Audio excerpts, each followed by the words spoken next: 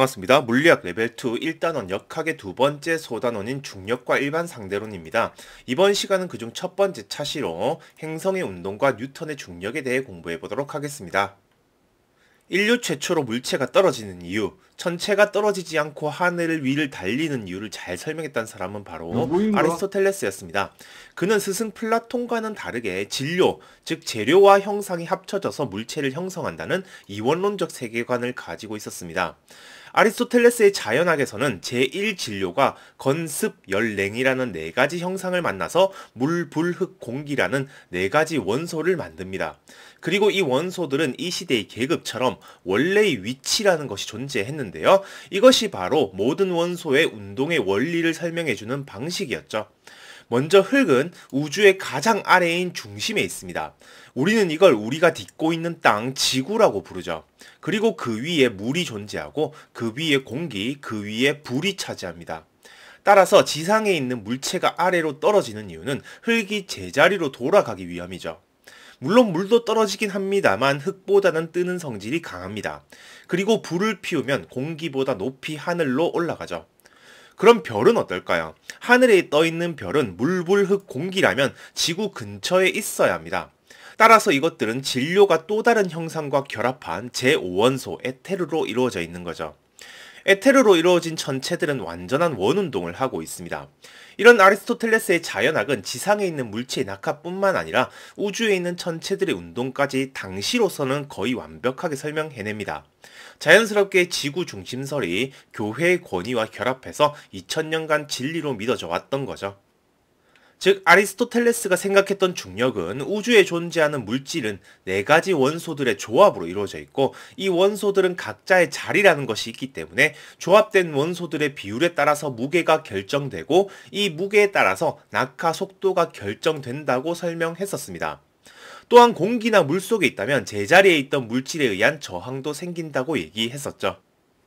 아리스토텔레스의 자연학은 2000년 동안 사실로 받아들여 왔었지만 갈릴레오에 의해서 부정되었습니다. 물론 종교랑 결합되어서 진리처럼 믿어왔던 아리스토텔레스의 자연학을 비판한 대가로 종교 재판을 받고 자택에 감금되었죠.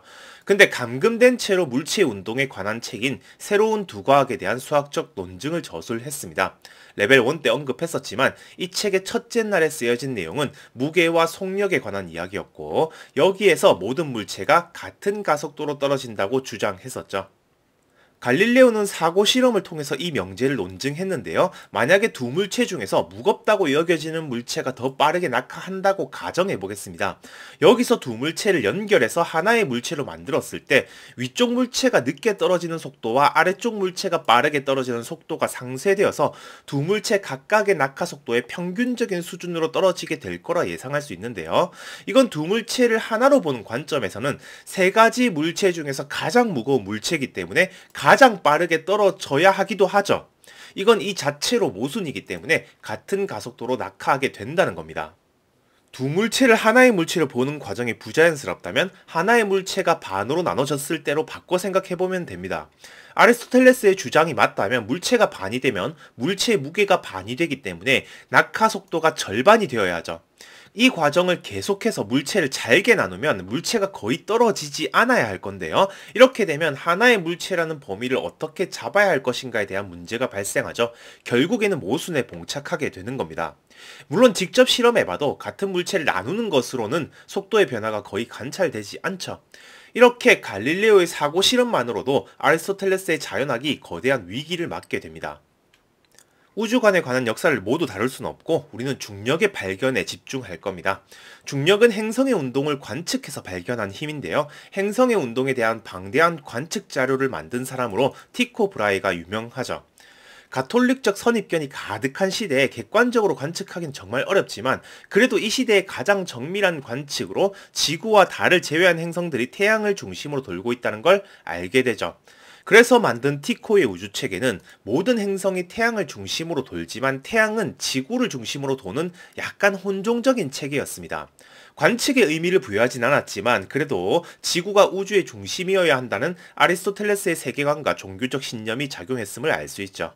티코 브라의 자료를 토대로 행성운동의 규칙을 찾아낸 사람은 바로 요하네스 케플러입니다. 케플러는 신천문학과 세계의 조화라는 책을 내면서 행성의 운동을 세 가지 법칙으로 단순화시켰죠. 지금부터 그 내용을 하나씩 살펴볼게요. 먼저 첫 번째 행성운동의 법칙인 타원 궤도의 법칙입니다. 타원은 두 개의 초점으로부터 거리의 합이 일정한 점으로 이루어진 도형인데요. 행성은 이 타원 궤도 위를 움직이고 있고 이 타원의 두 초점 중 하나에 태양이 있다는 법칙입니다. 두 번째 법칙은 면적 속도가 일정하다는 법칙인데요. 이건 행성과 항성을 잇는 선분이 일정 시간 동안 행성이 운동하면서 쓸고 가는 면적이 생길 건데요. 같은 시간 동안 선분이 쓸고 간 면적은 항상 같다는 법칙입니다. 이건 행성이 한 궤도 위에서 운동하는 방식을 말해주는 법칙이죠. 여기서 시간 간격을 무한히 작게 줄여보면 쓸고 간 미소 면적이 태양을 원점으로 하는 위치 벡터와 미소 변이 벡터의 외적으로 표현됩니다. 그러면 면적의 시간에 대한 변화율은 위치와 속도의 외적이 되죠. 이 값이 모든 곳에서 같다면 확실하게 속도를 비교할 수 있는 두 지점은 근일점과 원일점이죠. 만약에 근일점과 원일점까지의 거리를 각각 r 페리헬리언, 어펠리언으로 두면 두 지점에서의 항성까지의 거리와 속력의 곱이 같게 됩니다. 여기에 대한 자세한 계산은 레벨 3에서 할 거고, 여기서는 케플러 제2법칙이 항성에 가까울수록 빨리 공전한다는 걸 의미한다는 것 정도만 인지하면 됩니다. 세 번째 법칙은 세계의 조화라는 책에 나와 있는 조화의 법칙입니다. 앞에 두 법칙은 신천문학에 소개된 내용이고요. 조화의 법칙은 같은 항성을 돌고 있는 서로 다른 행성들 사이에 관한 규칙입니다. 각 행성들은 타원 궤도의 법칙과 면적 속도 일정 법칙을 만족할 거고요. 공전 주기의 제곱이 타원 궤도의 긴반지름의 세제곱에 비례한다는 법칙입니다. 물론 이 결과들은 관측 자료를 최소한의 법칙으로 설명하기 위해서 만들어진 거기 때문에 이유를 설명하진 못했습니다. 그치만 적어도 태양을 중심으로 놓고 행성의 운동을 설명하면 우주의 모형이 훨씬 간단해진다는 것을 알게 된 거죠. 이 법칙이 정립되면서 태양 중심설이 강력하게 자리 잡게 됩니다. 케플러는 루터교 쪽에서 이단 취급을 받긴 했지만 기독교적 신앙을 가지고 있었고요. 하나님을 상징하는 태양이 행성 운동을 발생시키는 원천이라 생각했기 때문에 태양에 가까울수록 빠르게 공전한다고 설명하기는 했습니다.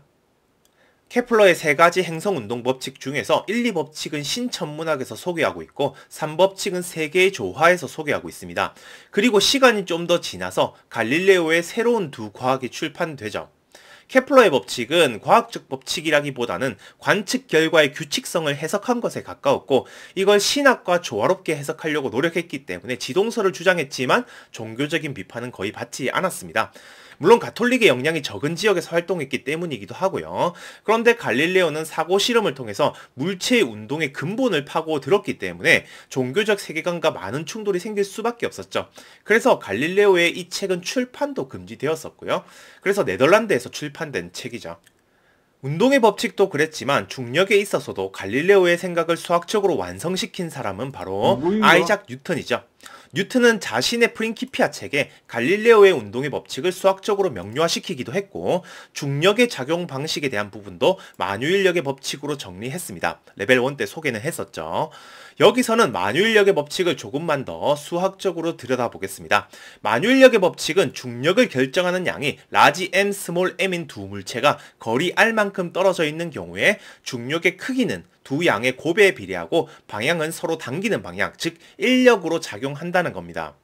여기서 중력을 결정하는 양의 첨자를 G로 쓰고 이걸 중력 질량이라 부르는데요.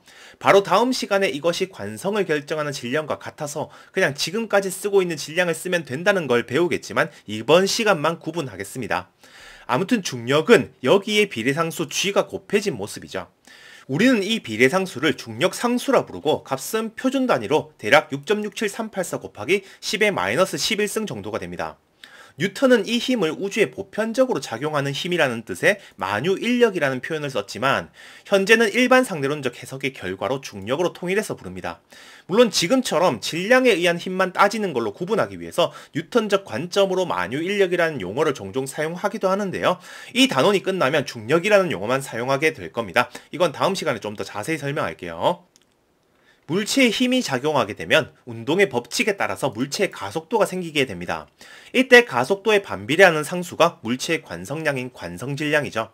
이 두 가지 수학적 법칙을 이용하면 궤도가 타원이라는 결과도 얻을 수 있고요. 하나의 궤도 위에서 어떤 속력을 가지게 될지도 계산할 수 있습니다. 그리고 공전 주기의 제곱이 장반경의 세제곱에 비례한다는 것도 유도할 수 있습니다.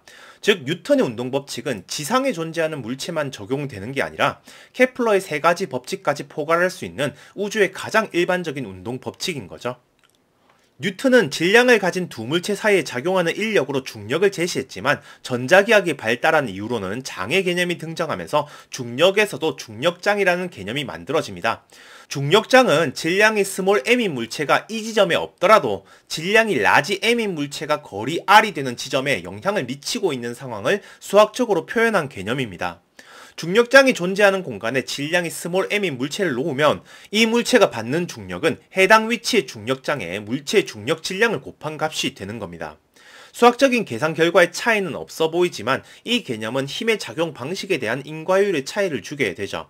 장의 개념은 전자기학에서 먼저 발달했기 때문에 전기장, 자기장 그리고 전자기 복사를 배우게 되면 장의 개념이 더 명확해집니다. 그러니까 우리가 지금까지 썼던 G벡터는 사실 중력장 벡터인 겁니다. 중력 상수를 실험적으로 구하는 방법 중에는 영국의 과학자 캐번디시의 실험이 가장 유명합니다. 천정에 줄을 매달아서 평형을 이룰 수 있도록 같은 물체를 막대의 양쪽에 달아둡니다. 진짜 이 실험을 해보면 알겠지만 여기까지도 엄청 어렵습니다. 여기에 질량이 같은 무거운 두 물체를 놓는데 막대에서 수직한 위치에 거리 r이 되도록 놓습니다. 그러면 막대가 평형점에서 약간 돌아가게 되는데요. 막대의 길이를 l로 두고 막대가 평형점으로부터 돌아간 각도를 세타로 두겠습니다. 줄의 비틀림 상수를 카파로 두면 용수철처럼 복원력이 작용해서 돌아간 각도 세타에 비례한 토크가 작용합니다. 그리고 무거운 물체와의 중력에 의해서 반대 방향의 토크가 작용하기 때문에 이들이 평형을 이루는 상황에서 중력 상수를 실험적으로 구할 수 있습니다. 실제로 평형 상태를 만들기는 상당히 힘들기 때문에 평형점을 기준으로 진동하는 주기를 이용해서 구할 수도 있겠죠.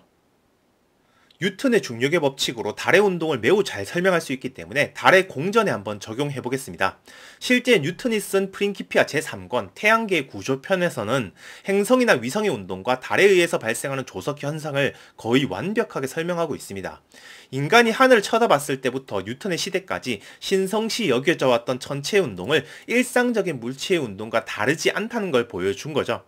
이전까지는 공전하고 있던 달의 운동과 지면으로 떨어지는 사과의 운동이 다르게 보여서 이것이 달이라는 천체의 신성한 특징 때문인 줄 알았는데 사실 이건 운동의 법칙에서 나오는 초기 속력과 초기 위치의 차이지 물질의 본질에는 차이가 나지 않는다는 겁니다. 즉 사과의 초기 위치와 초기 속력이 달과 같았다면 사과도 천체들과 같이 공전한다는 거죠. 우리는 이미 지상에서 쏘아 올린 인공위성이 궤도 운동하는 걸 잘 알고 있기 때문에 천상계의 운동이 특별하지 않음을 잘 알고 있습니다. 이제 중력을 이용해서 달의 운동을 설명해야 하는데요. 운동 방정식을 이용해서 타원 궤도 운동을 직접 푸는 건 레벨 3에서 할 거고요. 여기서는 달이 지구 중심으로 원운동한다고 가정하겠습니다. 그러면 원운동의 조건을 이용해서 케플러의 법칙을 간접적으로 확인할 수 있습니다. 먼저 원궤도의 반지름을 r이라 두고 지구는 그 중심에 고정되어 있다고 가정하겠습니다. 그러면 달이 지구를 중심으로 원운동하는 각속도의 크기를 r분의 v0로 둘 수 있겠죠. 달에 작용하는 힘은 지구의 중력밖에 없기 때문에 이 힘이 구심력의 역할을 해야 원궤도를 유지할 수 있습니다. 물론 구심력의 조건에서 사용되는 질량은 관성 질량이죠. 그러면 달의 각속도의 크기 제곱이 궤도 반지름의 세제곱의 반비례함을 구할 수 있고요. 따라서 공전주기의 제곱은 반지름의 세제곱의 비례함을 알 수 있습니다. 원궤도에 한해서 뉴턴의 중력이 케플러의 조화의 법칙을 만족시킴을 알 수 있죠. 그리고 경험적으로 관성질량과 중력질량이 같다는 걸 알고 있기 때문에 달의 공전주기에 달의 질량이 영향을 미치지 않게 됩니다. 그런데 실제로 지구는 고정되어 있지 않기 때문에 달이 지구를 당기는 중력에 의해서 지구도 원운동해야겠죠. 달에 의한 지구의 공전 궤도 반지름을 라지 r로 두면 지구와 달 사이의 거리는 r 플러스 라지 r로 유지되고 있으니까 중력의 크기를 약간 수정해야겠죠. 그리고 거리를 유지하기 위해서는 두 천체가 똑같은 각속도로 회전해야 하기 때문에 지구는 달과 정확히 반지름 비만큼의 속력으로 공전해야 합니다.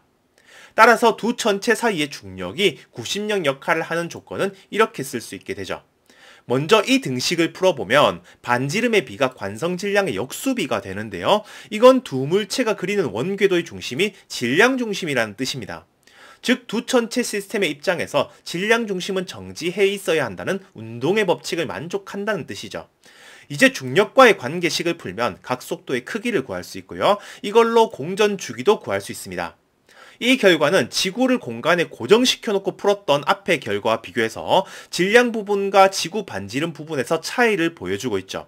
관성 질량과 중력 질량을 같게 놓으면 이렇게 정리되고요. 만약에 지구의 질량에 비해서 달의 질량을 무시할 수 있다면 지구는 질량 중심의 위치에 거의 고정되어 있다고 할 수 있기 때문에 공전 주기는 지구가 고정되어 있다고 가정해서 구한 결과로 귀결됩니다. 또 지구와 달 시스템의 입장으로 봤을 때 질량 중심은 정지하고 있는데요. 이 질량 중심은 다른 천체에 의한 힘이 작용하지 않는 한 계속 정지하게 되겠죠. 실제 지구와 달은 시스템의 질량 중심을 한 초점으로 같은 축과 같은 이심률을 가진 타원 궤도를 돌고 있습니다.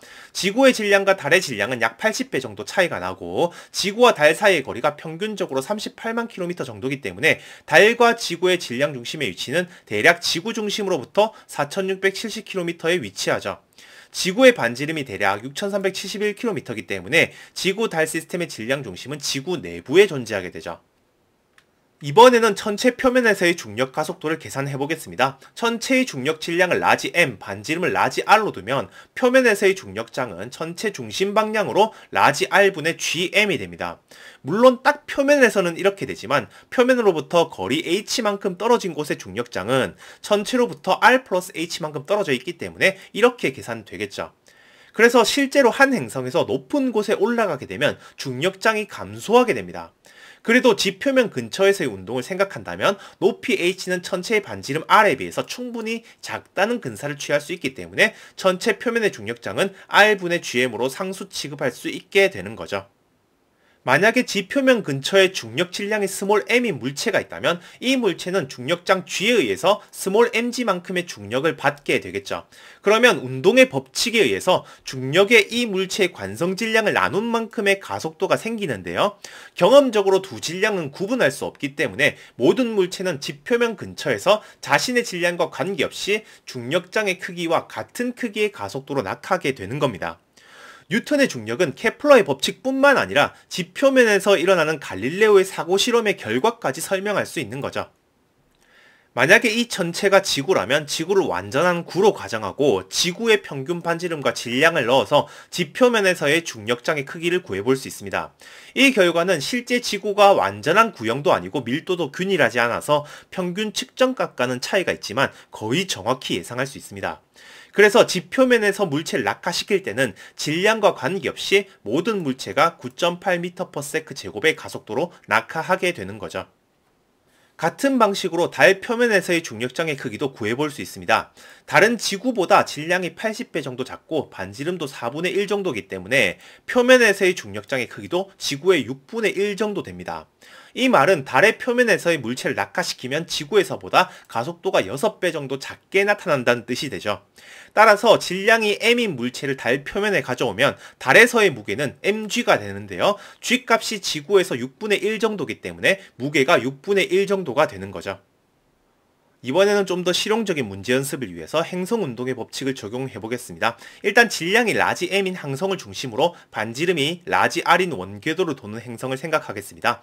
여기서 항성의 질량은 충분히 커서 공간에 고정되어 있다고 둘게요. 그러면 행성의 구심 가속도가 중력에 의한 가속이 되어야 하고요. 이 식을 풀어서 공전 속력도 구할 수 있고 공전 주기도 구할 수 있습니다. 원운동은 우리가 이미 공부했기 때문에 어렵지 않게 계산할 수 있죠. 여기에 근일점까지의 거리는 r이고 원일점까지의 거리가 7r인 타원 궤도를 도는 행성을 생각하겠습니다. 타원 운동이기 때문에 물체의 속력은 계속 바뀔 거고요. 그 속력을 여기서 모두 구할 수는 없습니다. 대신에 조화의 법칙을 이용해서 공전 주기를 구할 수는 있는데요. 타원의 장반경이 4r이기 때문에 장반경이 r인 궤도의 주기에 비해서 8배 더 큰 주기를 가지게 되죠. 따라서 타원 궤도를 도는 행성의 공전 주기는 이렇게 구할 수 있게 됩니다. 이번에는 타원 궤도를 도는 행성에서 4분의 1 구간 궤적을 돌 때 걸린 시간을 계산해 보겠습니다. 물론 가까운 쪽 구간은 먼 쪽 구간을 공전하는 시간보다 짧겠죠. 우리는 면적 속도 일정 법칙에 의해서 두 구간을 공전하는 데 걸리는 시간이 이 면적에 비례한다는 걸 알고 있습니다. 따라서 타원의 기하학적 성질을 이용해서 중심으로부터 초점까지의 거리와 단방경의 길이를 구해보면 두 부분의 면적을 계산할 수 있죠. 두 면적의 합은 타원 전체 면적의 절반이기 때문에 두 구간을 진행하는 데 걸린 시간은 공전 주기의 절반을 비례 배분해서 각각 이렇게 계산할 수 있죠. 정리하겠습니다. 케플러는 행성운동의 관측 결과를 바탕으로 행성운동의 규칙 3가지를 정립했고요. 뉴턴은 이 규칙들이 거리 제곱에 반비례하는 힘 하나로 모두 설명될 수 있음을 밝혀냅니다. 뉴턴의 운동 법칙에 의해서 항성이 고정되어 있는 것이 아니라 항성과 항성계의 질량 중심이 고정되어 있다는 걸 알게 되고요. 지표면에서의 낙하 가속도가 일정한 이유도 중력의 원리로 설명할 수 있었습니다. 오늘은 여기까지 공부하겠습니다. 감사합니다.